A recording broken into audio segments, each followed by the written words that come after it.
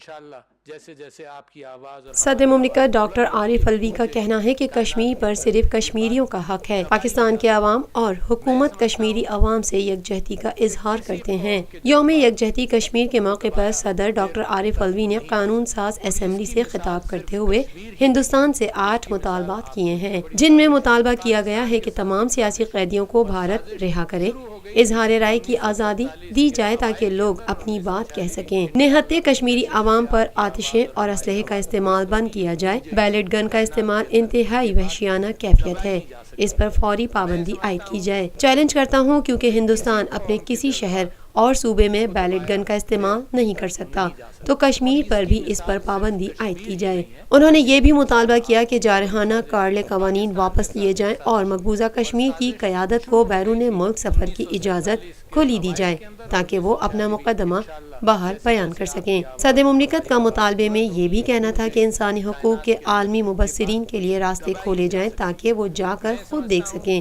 جبکہ ہندوستان عالمی اور سوشل میڈیا کے لیے کشمیر کے ساتھ روابط کی بحالی ممکن بنائے تاکہ وہ اپنی آنکھوں سے خود دیکھ سکے کہ بھارت صحیح ہے یا غلط۔ انہوں نے اقوام متحدہ سے بھی مطالبہ کیا کہ وہ فیکٹ فائنڈنگ کمیشن مقبوضہ کشمیر میں بھیجے اور پاکستان و کشمیری مسلمانوں کے ساتھ وعدوں کو پورا کرے۔ بھارت سے مطالبہ کرنا چاہتا ہوں اور بڑی اہم باتیں میں کرنا چاہتا ہوں۔ میں ڈیمانڈ کرتا ہوں سب سے پہلے کہ تمام سیاسی قیدیوں کو بھارت رہا کرے۔ دوسری ڈیمانڈ کہ اظہار رائے کی آزادی دی جائے تاکہ لوگ اپنی بات کہہ سکیں۔ تیسری ڈیمانڈ کہ نہتے کشمیری عوام پر آتشی اسلحے کا استعمال بند کیا جائے۔ چوتھی ڈیمانڈ اسی کا سلسلہ ہے مگر ہے چوتھی الگ، کیونکہ جو پیلٹ گنز کا استعمال ہے انتہائی وحشیانہ کیفیت ہے کہ بچے اور عورتیں اور سب لوگ نابینا ہوں، اس کو بین کیا جائے۔ میں چیلنج کرتا ہوں کہ ہندوستان کسی اور دوسرے صوبے کے اندر کسی شہر کے اندر استعمال نہیں کر سکتا، یہ کشمیری مسلمانوں کے خلاف صرف استعمال ہوتی ہے تو بند کیا جائے۔